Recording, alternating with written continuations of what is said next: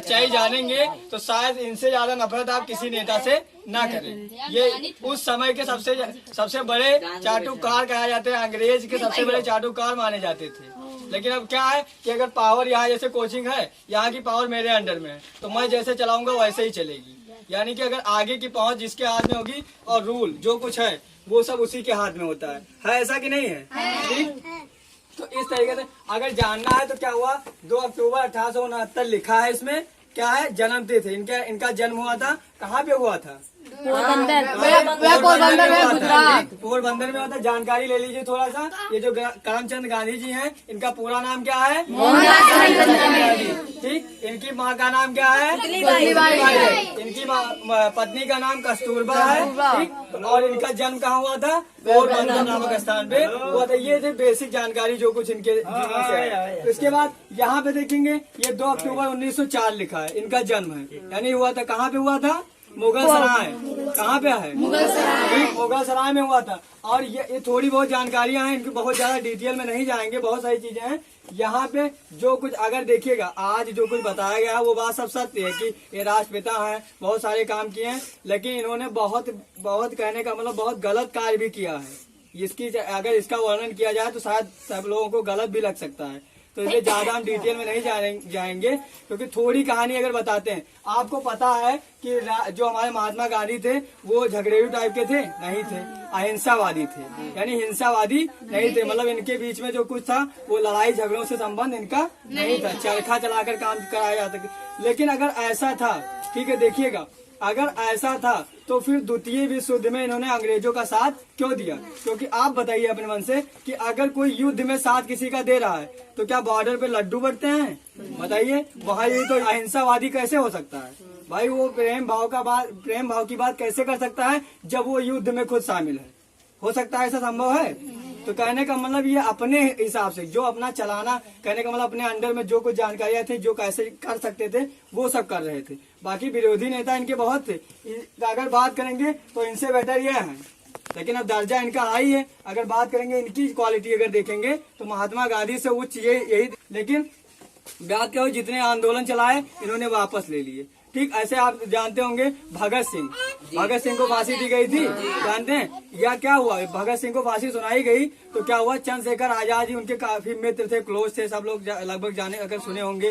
तो क्या किया महात्मा गांधी से, देखिए अब इनकी कहानी कितने गलत काम कर चुके हैं। कहने का मतलब जब आजाद ने उनसे महात्मा गांधी से बात की कि क्या हो, अगर हमारे पास ऐसा प्लान है कि क्या करेंगे इनको, मतलब ऐसा भगत सिंह को हम छुड़वा लेंगे, इस तरीके से जानकारियां दी, तो उन्होंने क्या कहा उनसे, जानिए, ध्यान रखिए, क्या कहा कि हम, कहने का मतलब उग्रवादी लोगों का साथ नहीं दे सकते। अगर उग्रवादी का साथ नहीं दे रहे हो आप तो देखिएगा, उग्रवादी का ना जो कुछ मार झगड़े लड़ाई वाले व्यक्ति, गर्म दल वाले होते हैं, इनका साथ हम नहीं देंगे। अगर ऐसा वो कह रहे हैं तो फिर अंग्रेजों का साथ क्यों दे रहे हैं भाई? युद्ध में क्यों आ रहे हैं? अगर ऐसी स्थिति है तो क्यों आ रहे हैं? गलत कर रहे हैं, नहीं कर रहे, ये क्यों कर रहे हैं आप सुनिए। अगर क्यों, क्योंकि आज के डेट में अगर देखेगा, अगर कोई युवा आगे आता है तो फिर ज्यादा उम्र वाले व्यक्ति का अस्तित्व खत्म हो जाता है। ये आप लोग भी जानते हैं, आज की स्थिति भी यही है। अगर युवा बहुत तेज चल रहा है जी यहाँ पब्लिक में, तो कहने का मतलब जो कुछ ज्यादा एज वाले व्यक्ति होते हैं उनका जो अस्तित्व होता है वो नष्ट हो जाता है। इसी कारण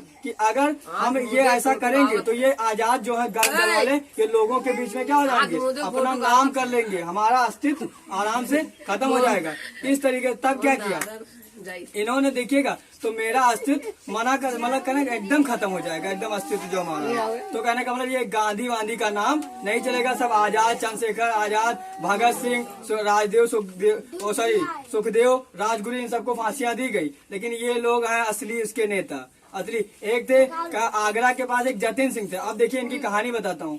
जतिन सिंह आगरा के पास एक जो सैनिक, सोल्जर, सिपाही कहते हैं, उनकी हत्या हो गई युद्ध के दौरान।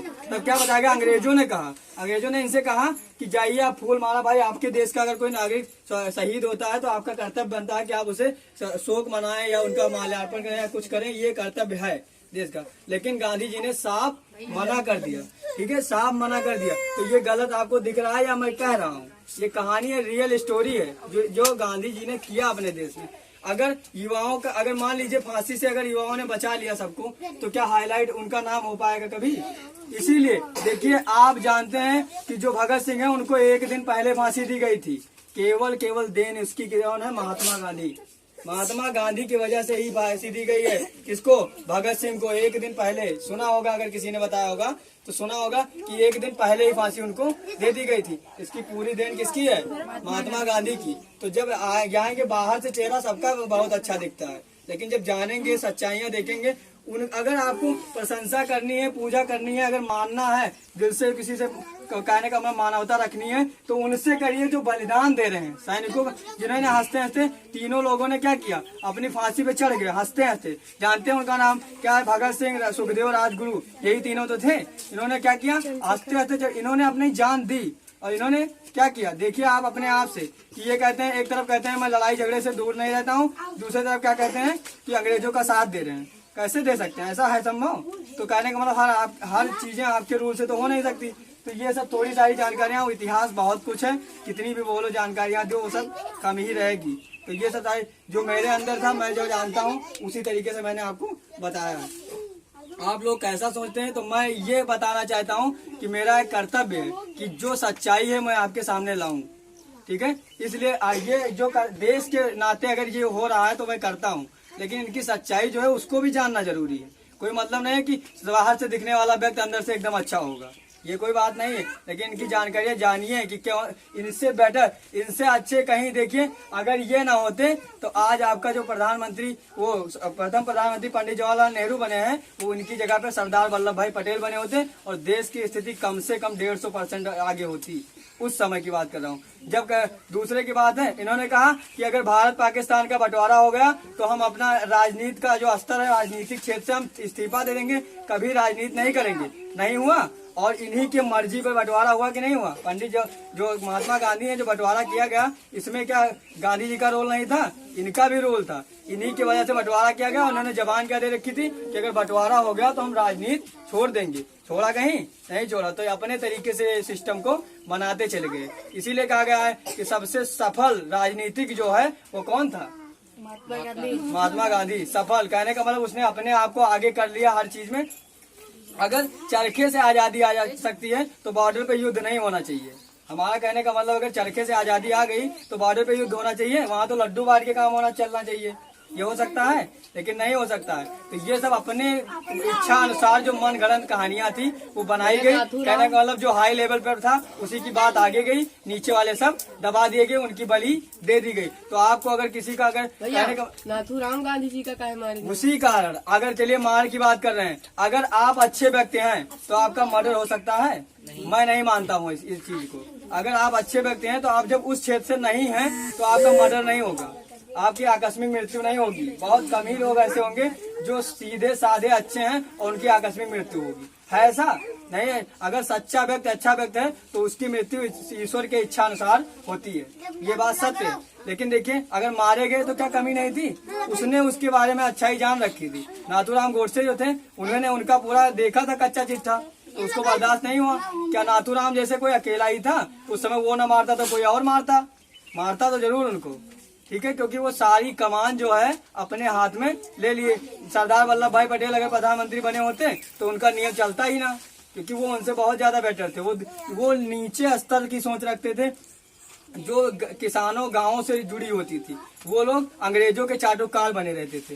ये सब वही है अंग्रेजों से जुड़े वाले, जो अंग्रेज कहेंगे वही सारी चीजें मानना। और यहाँ पे लोगों के बाद हम लोगों का क्या है? नॉर्मल व्यक्ति कुछ कर सकता है देश का? नहीं कर सकता। चाहे जो उछले कूदे सोचे हम ये कर लेंगे वो कर लेंगे, नहीं कर सकता। ऊपर जो बैठा है वही घुमाएगा घंटी, चाहे जितनी बार। तो जो सरदार वल्लभ भाई पटेल थे उनकी जो स्तर थी वो नीचे लोगों को ज्यादा देखते थे, भारतीय लोगों पर फोकस करते थे, जो गरीब है इन सब चीजों पर ज्यादा देखते थे। लेकिन ये लोग अंग्रेज के बनाए कानूनों को क्या करते थे? फॉलो करते। भले ही इन्होंने आजादी दिलवा दी, लेकिन क्या किया? जितने और रूल थे सारे अंग्रेज के चल रहे हैं देश में। कोई ऐसा नहीं कोई नया नियम बना के चलाया जा रहा है, कोई कुछ ऐसा नहीं है। जितने नियम है सब उसी की देन है, केवल बदला गया है, लेकिन कोई नया नहीं बनाया गया है। तो इसमें क्या बहुत 3-4 आंदोलन दिए, असहयोग आंदोलन, भारत छोड़ो आंदोलन, ये सब किसने दिया?